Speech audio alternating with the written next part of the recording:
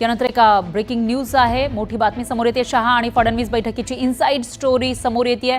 बैठकीमध्ये पालकमंत्री पदाच्या वादावर चर्चा झाल्याची माहिती समोर येते। तर संपर्क मंत्र्यांच्या नियुक्तीवर झालेल्या वादावरही चर्चा झाल्याचं कळतंय।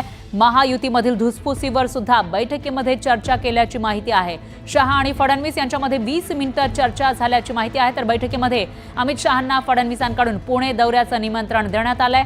2 आठवड्यांपूर्वी एकनाथ शिंदेंनी अमित शहांची भेट घेतलेली होती आणि त्यानंतर आता फडणवीसांनी शहांची भेट घेतलेली आहे आणि या भेटीची इनसाइड स्टोरी आपण न्यूज 18 लोकमतवर बघणार आहोत। शहा आणि फडणवीस बैठकीमध्ये पालकमंत्री पदाच्या वादावर चर्चा झाल्याचं कळतंय आणि त्याचबरोबर इतरही मुद्द्यांवरून चर्चा केल्याची माहिती आहे। संपर्क मंत्र्यांच्या नियुक्तीवर सुद्धा जो वाद झालेला होता, नियुक्तीवरून त्याच्यावरही चर्चा केल्याची माहिती समोर येते।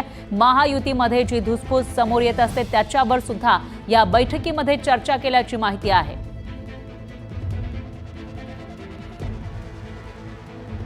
तर एकूणच देशातील भाजपचे मोठे नेते आणि त्याचबरोबर देशाचे गृहमंत्री अमित शहा यांची भेट घेतलेली होती। राज्याचे मुख्यमंत्री आणि राज्यातील भाजपचे एक मोठे नेते फडणवीस यांनी, आणि त्यामध्ये नेमकी काय चर्चा झाली त्याची इनसाइड स्टोरी आपण बघत आहोत। मुंडेंबाबतची शिंदेंची नाराजी फडणवीसांनी शहांना कळवल्याची माहिती सुद्धा समोर येते।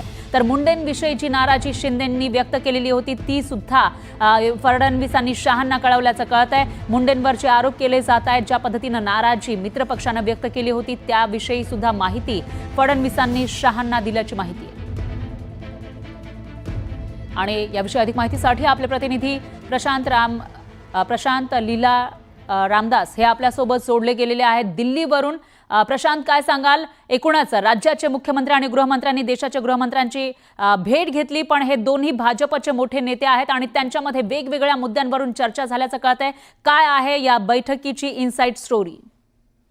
आज राजधानी दिल्लीमध्ये केंद्रीय गृह मंत्रालयामध्ये मुख्यमंत्री देवेंद्र फडणवीस आणि राज्याचे गृहमंत्री आणि भारतीय जनता पक्षाचे मुख्य नेते अमित शहा यांची एक महत्वाची बैठक झालेली आहे। या बैठकीला जर बघितलं तर फडणवीस आणि शिंदे यांचा जो वाद दरबारी दाखल झाला होता त्या याच्यावरती चर्चा झाल्याची माहिती पुढे आलेली आहे। आपल्याला माहिती आहे फडणवीस आणि शिंदेच्या वादामुळे एकनाथ शिंदे यांनी अनेकदा केंद्रीय राज्याच्या कॅबिनेट बैठकीला ज्या पद्धतीनं त्यांनी बुट्टी मारली होती ते एका बैठकीला गैरहजर राहायचे आणि त्यानंतर त्या संदर्भात देखील आजच्या बैठकीत चर्चेच्या सूत्रांची माहिती आहे।